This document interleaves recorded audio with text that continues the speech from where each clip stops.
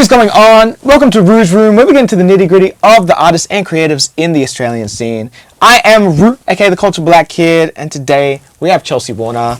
She is an Eora Sydney-based producer, artist, songwriter.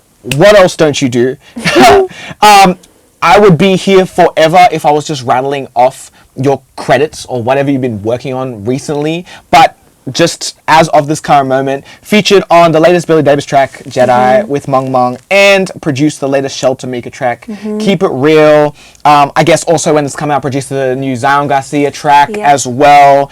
But again, like I said, I could be here forever. Chelsea, how are you doing? Like, for real, how are you doing? Oh, I like that you clarified. I try to give really honest answers to this. That's the one that everyone's like, so you went for real. You went for real.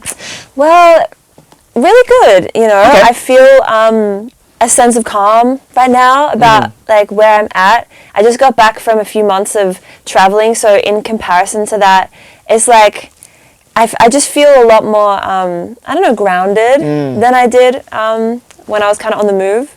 Sometimes that comes with it a little a little low, like a little come down. Yeah. But in this case, it's actually just been really exciting to be home and to be like immediately back in all the projects that I love to do and that kind of have been itching to finish. So I feel good. For sure. How are you? For real. I'm doing well. I'm super busy, but you know, real. Grind never stops. Someone's got to hold it down. Exactly. Yeah. Who doing? No, I'm joking.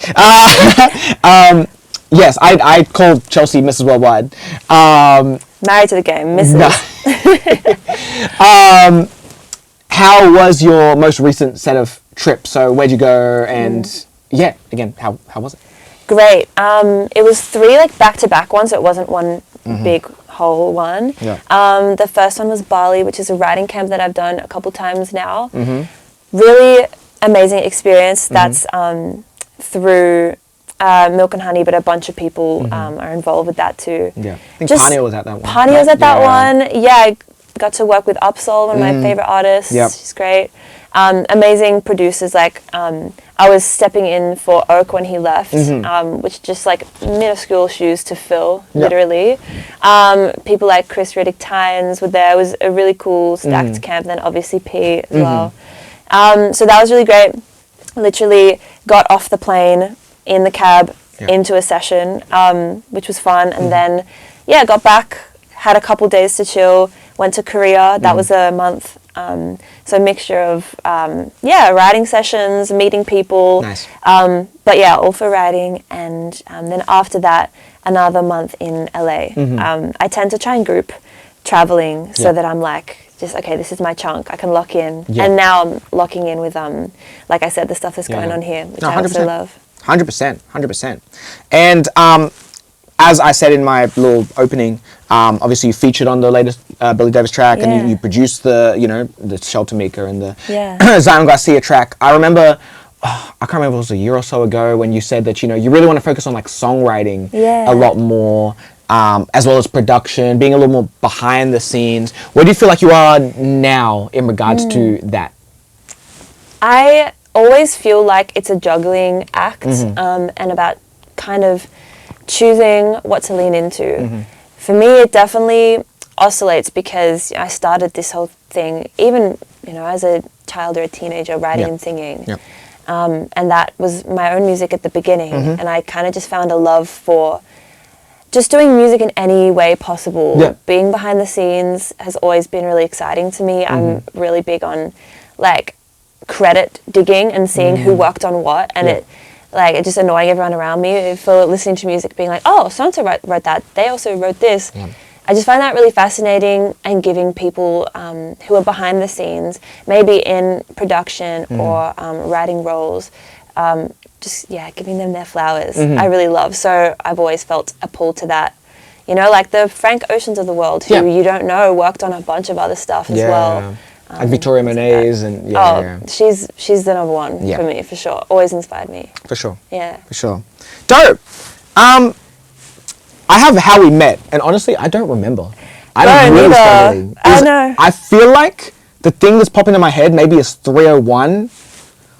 but I'm not even... Like at an event or something? Maybe? You weren't at the St. Christoph and Shade release, were you? No, but I love that project. It was probably some sort of a shindig at 301, or just like here in these studio halls. Probably.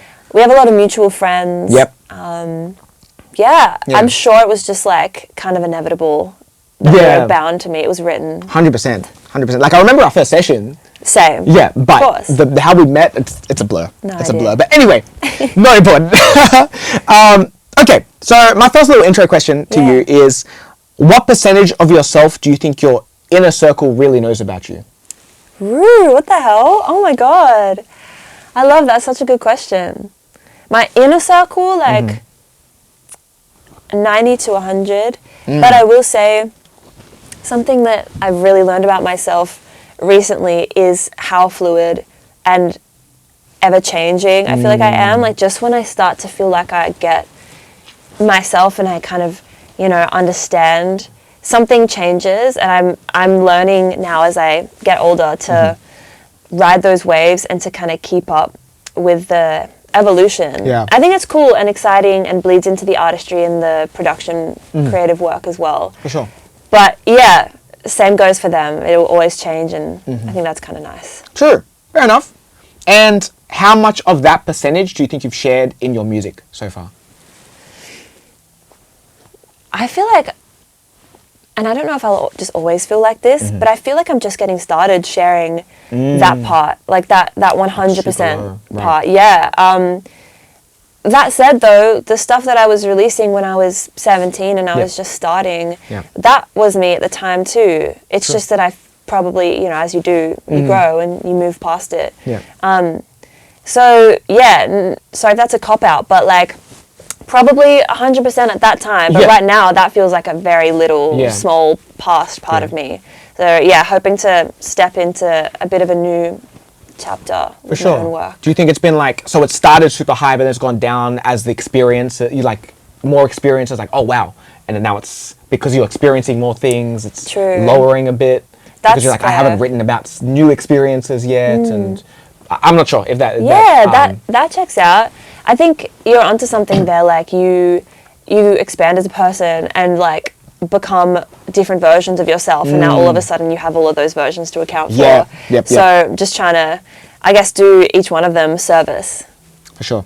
For sure. True. Well, hopefully through this main part, we can get to know a little bit more of that 100, or I guess you didn't really give a percentage to it, but that super low percentage for the how much you've shared in your music. Yeah. We're going to take it back to primary school days and do a little bit of a show and tell. I've asked Chelsea to do a little bit of homework, gather some items. And if not, then hopefully a dope story that can go along with the question anyway. So let's get stuck into that.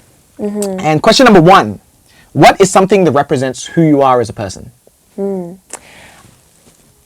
hyphen. A hyphen? Yes. Okay.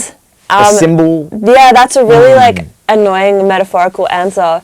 But I feel like I've always been trying to define myself, and sometimes leaning into certain lanes and going, okay, wait, no, I think this is who I am. I'm a singer, an artist, or I'm this kind of person. And I think, what I'm learning, as I kind of touched on before, is that it's all of the above and then some. And yeah, I think being multi-hyphenate is a big part of my creative identity as well. I could be involved in any part in making a song. And whatever that is, I'm cool with. So a hyphen. Okay. Do you feel like the hyphens change depending on which room you're in? Or do you feel like no matter if you're meeting someone fresh, it's still, hey, I'm Chelsea, A, B, C, D? Yeah. I think sometimes it changes, like what I lead with, depending on what the context is. If it's, like an artist that I really love and would love to produce for, then I'm going to lean into my production bag. Of course. But I think the way that I produce is informed by being a songwriter and being an instrumentalist first, and like studying music as well, and just being really detail oriented in that sense. So yeah, it kind of all informs the rest, but sometimes I lead with certain different parts of the hyphen sentence thing. True. And finally, I mean, I rattle off producer, artist, songwriter. Am I missing any in the hyphens? I guess instrumentalist. Instrumentalist, yep, that's true. I mean, we're getting into the small now, but like sample maker, of course. Arranger. Arranger, yeah, totally. Vocal arranger, singer. Did we say that? All right, artist, but yeah, Yeah, singer. yeah. I guess it's two different. Yeah. You know, this artist more forefront, but it can also, you know, be more on the backing vocal. Yeah. You know. Totally. Yeah, but okay, cool. I like that hyphen. That's a really creative answer. I know it's kind of wanky, but no, it's fine. Okay, number 2. What's your favorite sentimental gift that you have received from someone? Okay, I brought it. Okay. So this is my journal. Okay. It's my current journal. Yeah. Pretty much all the journals that I write in my life are gifts, usually from my mum, but sometimes from friends. Yep. Nicole Issa gave me a journal once. It's really pretty. True. I used that like a year ago or something.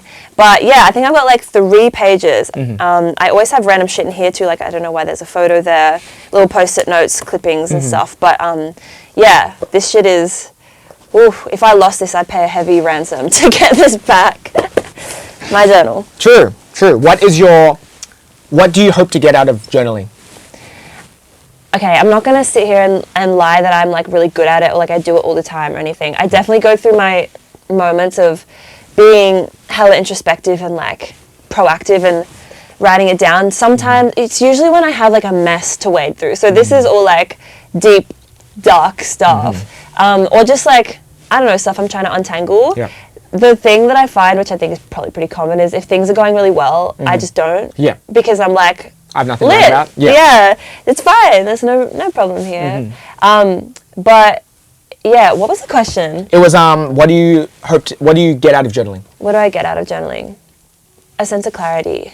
Yeah, for sure. Also, I think one of the main things that I love about journaling and that keeps me journaling when I don't feel like it, which I pretty much never do, I just go, come on, write some shit down, is the fact that it kind of like scrapbooks your life a little bit. I love reading back old journals from a couple years ago and reading something that I kind of thought in that moment would never go away. I thought that this was such a big insurmountable thing, and it just like always fixes itself or like gets better. So I like to document moments of life. Nice.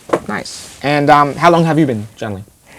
Like, oh my god, I wrote the cringiest little things when I was a kid, like in primary school and stuff. I think I thought that I wanted to, I don't know, be like an author or something, and so I would write these really cringy like diary style entries, like the Dear Diary type. Yeah, and they were like books that I was reading at the time that were like that. I don't remember what they were called, to be honest. But yeah, super dramatic, super cringy. But yeah, like I said, not great at it, but I try and stay on it as much as I can. My life is better when I do. No. Yeah. Fair enough. Okay, number 3. What is the first album that you ever bought or received? I am going to go with one that was the most impactful because there probably was some before this, but I vividly remember on iTunes actually buying Ariana Grande's first album because there's a pop girly in here, she's in here, and anybody who knows me well knows how influential like that pop R&B sound that Ari really like spearheaded the comeback of, I feel.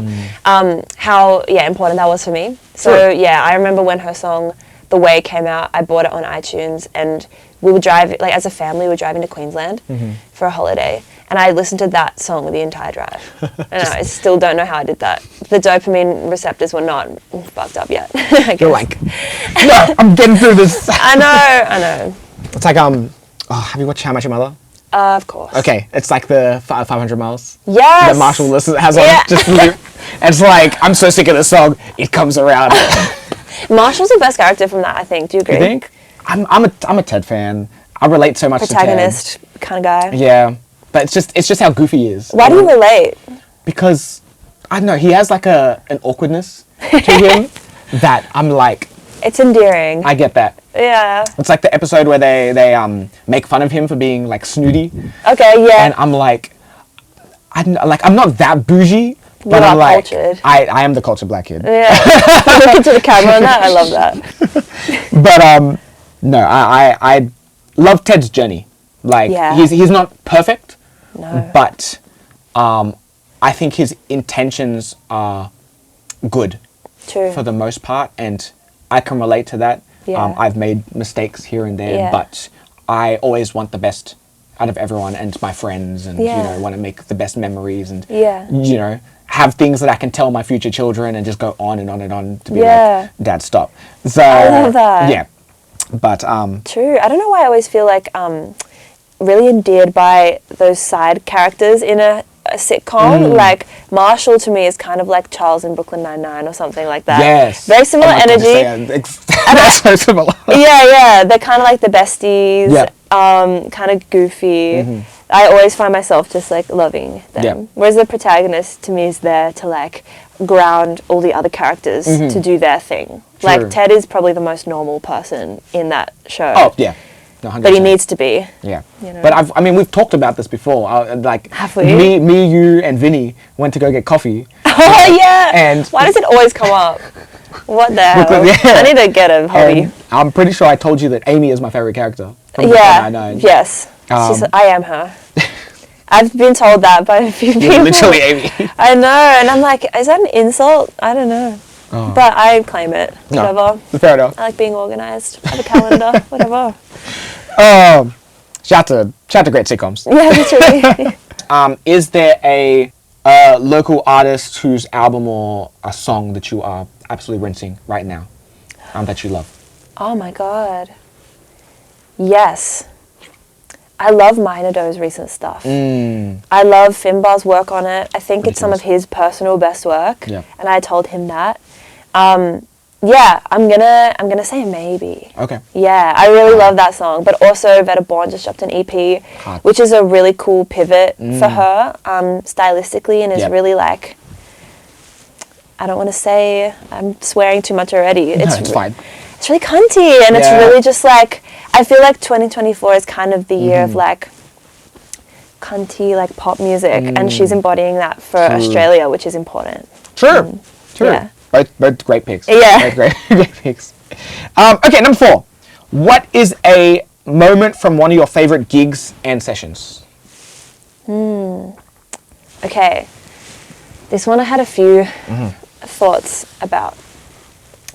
Gigs that I've seen or done? Done. Okay.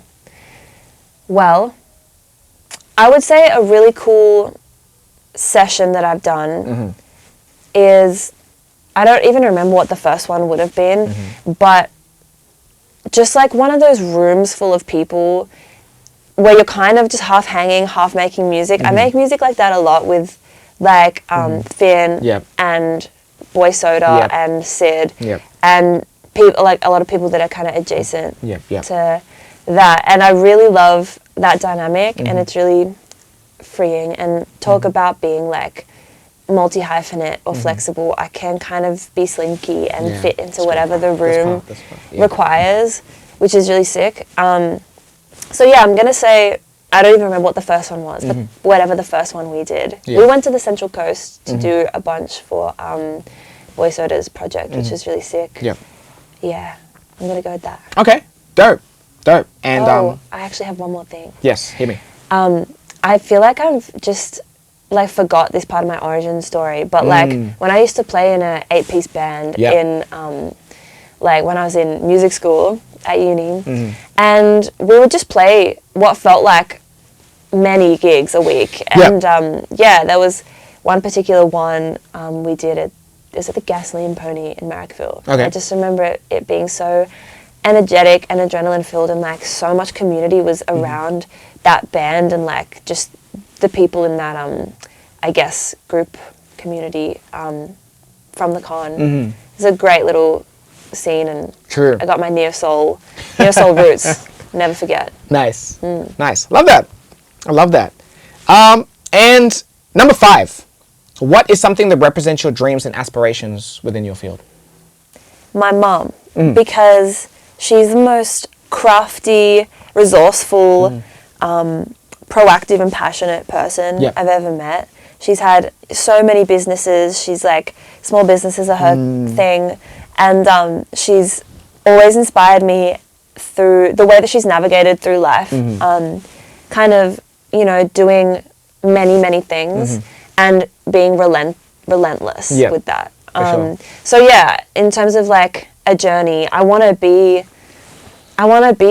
you know, later in life, I want to be in my 60s, 70s, whatever, and still be creating stuff and doing things that are really inspiring to me and allowing myself to explore whatever that looks like for me. So yeah, her journey of just like being, like not needing permission from anyone, self-validating and just being like following her like own path and intuition and inspiration is what I really want to embody. For sure. Do you feel like that's an attribute that you take from her that you appreciate the most?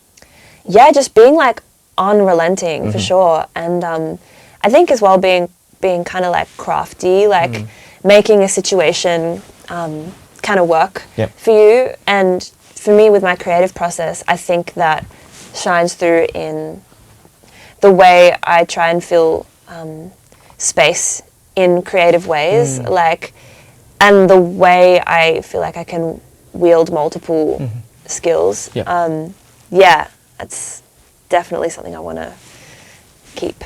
For sure, for sure. And, you know, always having that hunger. Yes. Like to just, you know, no matter what, being like, oh, I'm just genuinely excited about this new idea, no matter how far in your journey you start or, you know, so. And it doesn't matter what that thing is either. Like, I feel really inspired by and drawn to people in life who just have that thing that lights them up and makes them really excited. And I always want to find what that thing is in other people. That's one of my favorite things about like connecting with new people, like doing so many sessions and meeting so many people, as I'm sure you understand. You know, it's really just about connection for me, and a really cool way to connect with someone and to like get to know who they kind of are is to find what that thing is that like takes them back to just being really excited, like childlike wonderment. Childlike wonder. That's I love finding that, and I will always have that as my goal, to find and connect over that with everybody. For sure. I love that. Yeah. Okay, we got one more question, but before we get into that, I'm sad for this one. We got a game. Okay. Love getting into this game. So what I'm going to get you to do is build your ultimate collab track. It's 4 artists on the track. 1 producer, 1 DOP, 1 videographer or director. Okay, seeing as you are the multi-hyphenated person that you are, would you like to be an artist on the track? Would you like to be the producer on the track? I'm on it? Yeah. Oh. So you could either be the artist on the track, the producer of the track, or you could be the songwriter for the 4 artists that are on the track, or, you know, one of the 4, however many of the artists you want to feature on the track. It's totally up to you before we kick it off. Okay. I'm gonna co-produce it. You're gonna co-produce it? Yeah. Okay. So you get to choose 4 artists, another producer, and then the videographer or director. Is the producer included in the artists? No. Okay. Separate. Okay, cool. Damn, 4 artists? Okay. So the track is going to be produced by me and Nina Geraci. Okay. Because I think we could combine in a really interesting way with my like more hip-hop R&B background and her dance music background. I've been loving how that intersects in hip-hop recently. Even, I mean, someone like Fred again. Zion, I know, is really inspired by dance music, electronic music. That's really sick. So Zion's going to be the first artist. Okay. He's going to do a verse. Marley Jose is going to do another verse. He also has some incredible, like, garagey influence. So that'd be really cool to include him. We're also going to have... we are going to have Rissa on the hook. Okay. Yeah. And we're going to have another... I don't know if this would be, like...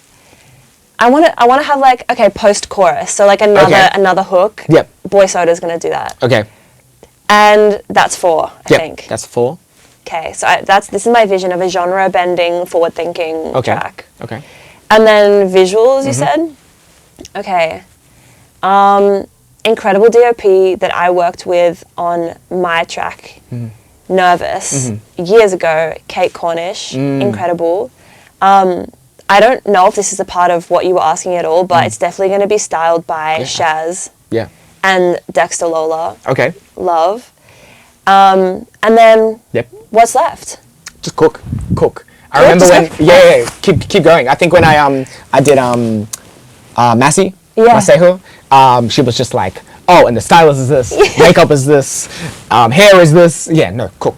Billy Zamet's gonna do the stills for the like cover artwork. Okay. Maybe even some stills on the day. Hell, let's get Zion to edit it because he's actually just goated in many ways, including film. Yep. And that's kind of it, probably. This is like 40 million people. That's but I love that. Yeah, I could list way more. True. And what's happening in the video? What's happening in the video? Ooh. See, this is where I feel like my brain goes, okay, give this part to someone else. Yeah. Because, musically, I'm like, yeah, cool, got it. But visually, I'm like, there are many people who are better at this than I am. Fair enough. But I'd like to think we're all hanging out, having a great time. Right? Yeah. Seems about right. Maybe Billy Davis makes a cameo in some way. True. Maybe he's like holding a lightsaber in the video or something, or like playing a key solo. True. That could be sick, actually, little Billy key solo. True. Yeah. Fire. Yeah. Fire. Okay, well, let's see if that comes together. Okay, that was really chaotic. But I love that. I love the most chaotic ones are always the best ones. Okay, because I'm like, I'm trying to picture if that comes across my Spotify, and I'm like. And if you would be here for it or not. That is true. Yeah. That's also very true. You never know. All right. Final question. What is a personal moment that stands out to you that has impacted your music in a certain way? Wow. Well, I think it's all people that I've met that have really inspired me in certain ways. I just feel like I don't know, it's really easy to think that, I don't know, we look up to these images of artists that we love who are like, you fit that lone genius stereotype, but in my experience, like, collaboration and just meeting and knowing amazing people has been just the way for me. So, yeah, I could go back and back, but a really formative one, my production teacher, my first ever production teacher, Ross Ferraro. He's a producer from a group, The Goods, used to work at 301. He's awesome, and he really put me on when I was like 14 or 15 and I was learning to produce. I would bring him songs and he would tell me how to make them better, and he put me on to like OG hip-hop like Dilla and Tribe and neo-soul like Jill Scott and Badu, and like Erykah Badu was really influential to me, especially at the beginning of my journey. So I feel like that led me into wanting to, it's like a butterfly effect, wanting to make that kind of music, wanting to make R&B and soul and hip-hop, and then wanting to really understand, because I need to understand everything, wanting to understand why that sounds cool, which led me to wanting to study jazz at uni as part of the songwriting production course that I did. And then, I'm just going to say, because I could talk all day about this, that, those production classes were really influential to my journey. For sure. Yeah. So, well, I think that's a great place to close this up. Thank you so much for coming on. Yeah. It's great to catch up again. I know, thank you for having me. No, of course. Here's where I roll out the red carpet. What's happening right now? What do you want to direct the people towards? Why did I look over there for a carpet? Yeah. What's next? What's in the pipeline? Yeah. What you want to let the people know about, or that are out, or Okay. Well, this is an interesting one because it's all, the work that I'm doing at the moment is very behind the scenes, which is, like we spoke about before, what I'm wanting. So, everything that comes out, I'll always share. Keep an ear out. I mean, by the time this comes out, Zion's track will be out. There's a couple projects that I'm execing at the moment, which I'm really excited about, and that's been something I've been wanting to do for ages. So keep your eye on that. I'm also just going to be sharing a lot more of, my personal, like, taste and artistry through my production on my social media. So at Chelsea Warner Music. Check it out. There it is. Yeah. Oh, sure. Dope. Dope. Well, again, thank you so much Thank for you. coming on. I am Root, aka the Culture Black Kid. Chelsea Warner. Catch you next time. Peace.